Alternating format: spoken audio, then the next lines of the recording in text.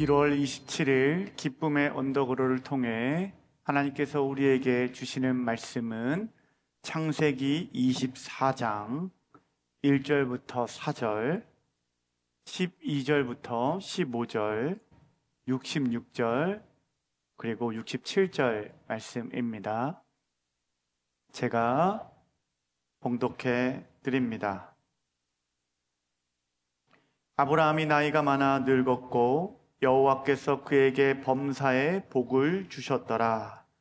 아브라함이 자기 집 모든 소유를 맡은 늙은 종에게 이르되 청하건대 내 허벅지 밑에 내 손을 넣으라.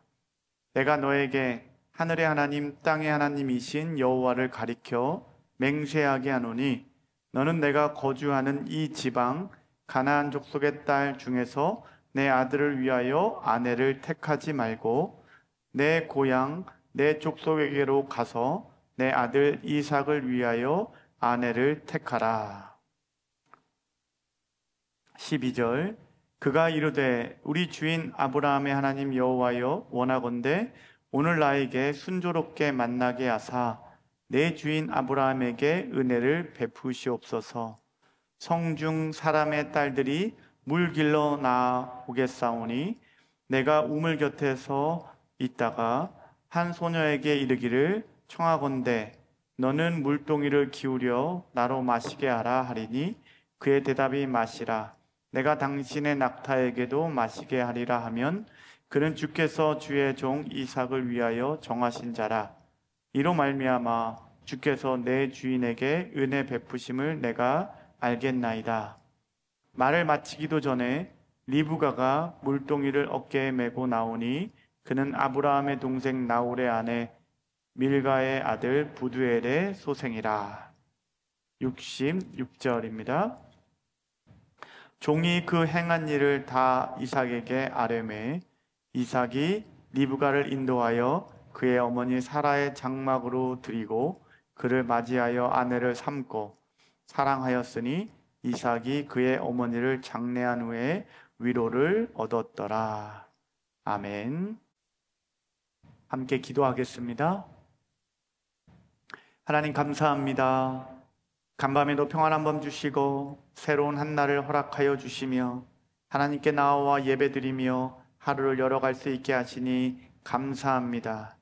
하나님의 도우심이 없으면 살아갈 수 없기에 이렇게 나아왔사오니 오늘도 하나님의 도우심을 구하며 나아가는 우리들에게 힘과 능력 주셔서 오늘 하루도 승리하며 감사함과 기쁨으로 살아갈 수 있도록 인도하여 주시옵소서. 오늘도 말씀을 통해 우리의 마음을 만져주시고 위로해 주시고 소망을 더하여 주시사 하나님께 주시는 평안과 기쁨이 충만하게 하옵소서. 감사드리며 예수 그리스도의 이름으로 기도합니다. 아멘. 창세기 24장에서는 아브라함이 아들 이삭을 장가 보내는 이야기가 상세하게 기록되어 있는 것을 볼 수 있습니다. 아브라함은 이제 나이가 많아서 늙었고 이제 아들 이삭을 빨리 결혼시켜서 가정을 이루게 하고 믿음의 가문의 대를 이어가게 하려고 합니다. 오늘 본문에 나오는 아브라함의 모습은 그 어느 때와도 다른 정말 하나님 앞에서 믿음으로 고백되어지는 삶을 그려내고 있습니다. 먼저 1절을 보시면 아브라함이 나이가 많아 늙었고 여호와께서 그에게 범사의 복을 주셨더라. 하나님께서 아브라함에게 범사의 복을 주셨다라고 했는데 그 이유는 아마도 드디어 아브라함이 하나님의 말씀을 따라 믿음의 삶을 살았기 때문이 아닐까 생각합니다. 아브라함이 지난 세월 동안 수많은 실수와 실패들을 경험하면서 잘못된 죄된 모습들을 버리고 믿음의 사람으로 변화되었을 것입니다. 그리고 드디어 하나님이 약속하신 것처럼 정말 복의 근원이 되고 복이 되게 해주신 것을 보게 됩니다. 하나님께서 아브라함에게 범사의 복을 주셨다는 것은 우리가 생각하는 세상적인 복을 받았다는 의미보다는 하나님께서 말씀하시는 복을 받은 삶을 살았을 것을 의미합니다. 하나님께서 말씀하시는 복은 무엇입니까? 우리가 시편 1편에서도 말씀하고 있는 것처럼 복 있는 사람은 악인의 꾀를 따르지 아니하며 죄인들의 길에 서지 아니하며 오만한 자의 자리에 앉지 아니하고 오직 여호와의 율법을 즐거워하여 그 율법을 주야로 묵상하는도다 말씀합니다. 하나님께서 말씀하시는 복 있는 사람은 죄된 길로 가지 않고 교만하여 하나님을 대적하는 것이 아니라 하나님의 말씀을 잘 듣고 순종하여 하나님의 인도하심을 따라가는 믿음의 사람이 되었다는 것을 의미합니다. 그렇게 복 있는 사람이 되면 어떻게 된다고 약속합니까? 그 다음 3절에 보면 그는 시냇가에 심은 나무가 철을 따라 열매를 맺으며 그 잎사귀가 마르지 아니함 같으니 그가 하는 모든 일이 다 형통하리로다. 아멘. 철을 따라 열매를 맺는 삶이 된다는 것입니다. 어떠한 열매입니까? 성령의 열매를 말합니다. 또한 한 가지 더 약속하고 계시는데요, 그가 하는 모든 일이 다 형통하리로다 라고 말씀합니다. 여기에서 말씀하는 형통은 우리가 생각하는 세상적으로 성공해서 내가 하고 싶은 모든 일이 잘 풀리는 형통을 말씀하시는 것이 아닙니다.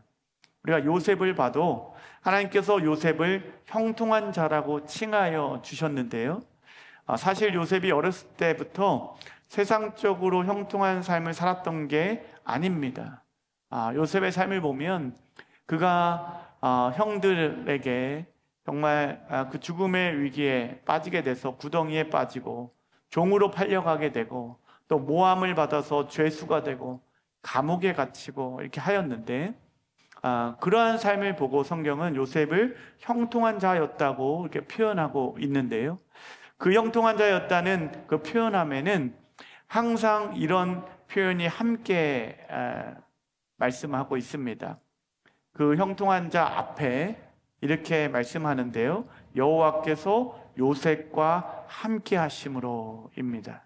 그러니까 요셉의 형통한 자라고 불려지게 된 것은 세상적으로 성공해서 잘 나가서가 아니라 하나님께서 함께 하심으로 하나님의 인도하심과 뜻하심을 따라 나아가는 자였다라는 것을 의미합니다. 오늘 아브라함처럼 복을 받고 복의 근원이 되기 원하십니까? 요셉처럼 형통한 자가 되시기를 원하십니까? 그러려면 무엇보다 우리는 여호와의 말씀을 잘 듣고 순종하여 죄된 길로 가지 않고 하나님이 인도하시는 길로 나아가야 합니다. 하나님의 말씀을 따라갈 때에 하나님께서 함께하여 주시고 하나님의 계획하심과 뜻하심을 이루는 형통한 자가 될 수 있습니다. 그런데 오늘 우리는 세상의 복, 세상에서 형통하게 되는 방법을 찾고 구하며 세상이 추구하는 길로 나아가려고 하는 것은 아닙니까? 무엇이 진정한 복인지 모르고 무엇이 정말 형통한 삶인지 잘못 생각해서 착각하여 악인의 길로 가면서 하나님께서 왜 나에게 복을 안 주시나, 왜 내 길은 형통하지 않나 불평하고 원망하는 것은 아닙니까? 오늘 아브라함을 보면서 여호와께서 그에게 범사의 복을 주셨다는 이 복을 오해하여서 세상의 물질의 복을 구하고 있는 것은 아닙니까? 하나님께서 말씀하시는 복은 물질의 복을 말씀하시는 것이 아니라 관계의 복을 말씀하고 있다는 것을 깨닫게 됩니다. 여호와 하나님과 함께하는 형통의 복을 말씀하고 있습니다. 오늘 이 아침에 하나님과의 그 관계의 복, 교제의 복, 친밀하게 복을 구하며 나아가기를 원합니다.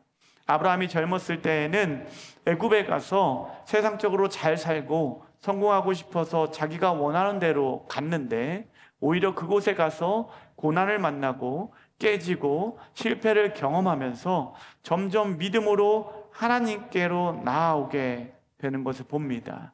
그 믿음으로 나아올 때에 하나님께서 관계의 복을 허락해 주십니다. 오늘 우리들도 우리의 인생에 내 마음대로 가다가 여러 실수와 실패를 경험할 때에 실망과 좌절하는 것이 아니라 그 순간 더욱 겸손하게 하나님께 나와 기도하는 가운데에, 하나님 말씀을 듣는 가운데에 하나님이 주시는 관계의 복을 받으실 수 있기를 기도합니다. 사실 이 관계의 복이 세상 사람들이 볼 때는 그것이 무슨 복이냐 말할지 모르지만, 사실 잘 생각해 보면 이 관계의 복이 우리에게 주시는 최고의 복이라는 것을 깨닫게 됩니다. 그렇지 않습니까? 모든 일을 전능하신 하나님과 함께 하는데, 하나님이 도와주시는데 무엇이 두렵고 무엇이 불안하고 무엇이 안 될 게 있겠습니까? 내 뜻이 이루어지지는 않겠지만 하나님과 함께 할 때에 하나님의 뜻이 반드시 이루어지기에 가장 복된 삶이 되는 줄 믿습니다. 오늘도 하나님과의 관계의 복을 꼭 받으셔서 우리가 가는 모든 길이 형통하기를 주님의 이름으로 축복합니다. 오늘 말씀에 아브라함이 관계의 복을 받았기 때문에 예전과 달라진 것은 아들 이삭의 아내를 선택할 때에 온전한 믿음의 방법을 선택하고 있는 것을 보게 됩니다. 오늘 아브라함이 종을 시켜서 이삭의 아내를 찾아오게 합니다.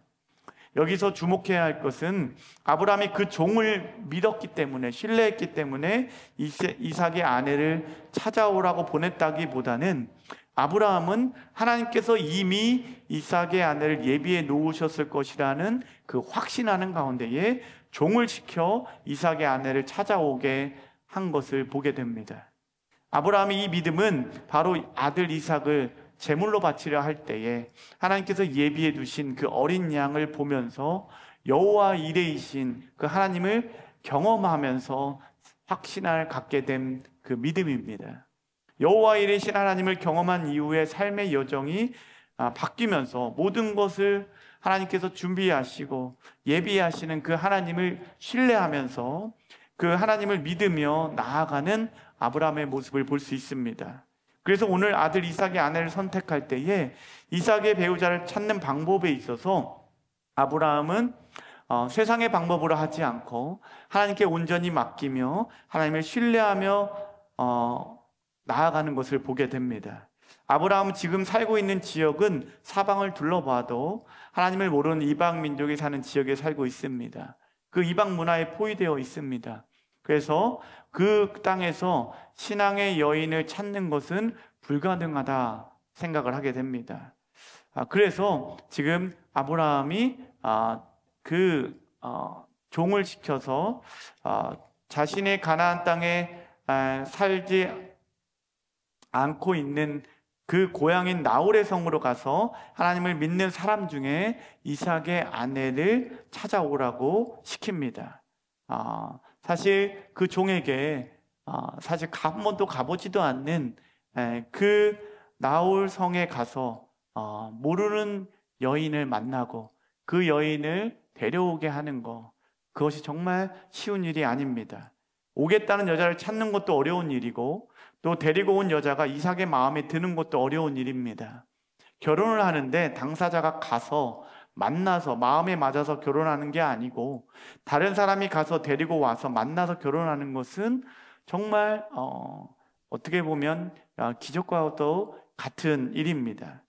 아마도 종이 먼 길을 가면서 걱정이 많았을 거라고 생각합니다. 처음 가보는 길인데다가 아무래도 낯선 땅에서 누구를 주인의 아들 며느리를 뽑아서 데리고 와야 할까 걱정이 많았을 것입니다.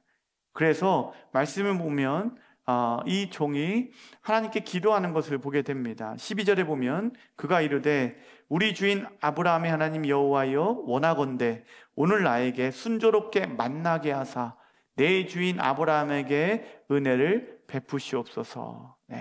종이 기도하기를 하나님 오늘 나에게 순조롭게 하사 이삭의 아내를 만나게 하옵소서 먼저 기도하고 갑니다.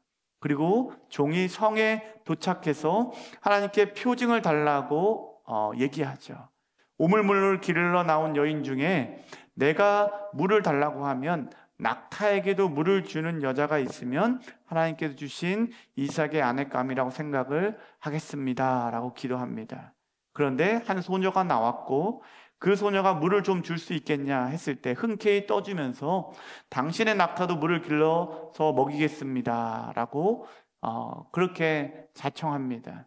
종이 깜짝 놀라서 이렇게 하나님께 준비한 사람이 있구나 아마 놀랐을 것입니다. 그래서 선물을 주면서 누구의 딸인지 물으니까 나홀의 딸 부두엘의 딸이라는 것입니다. 그러니까 아브라함의 조카의 딸이라는 것이죠.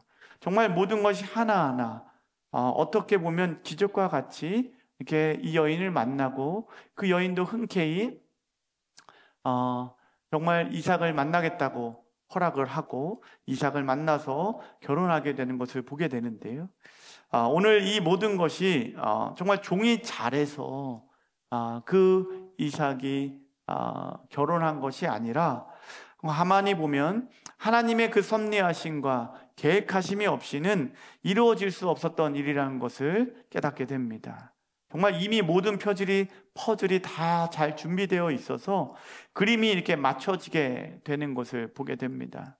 여호와 이레이신 하나님께서 모든 것을 예비하시고 준비해 두셔서 그 일이 이루어지게 하신 것을 깨닫게 됩니다.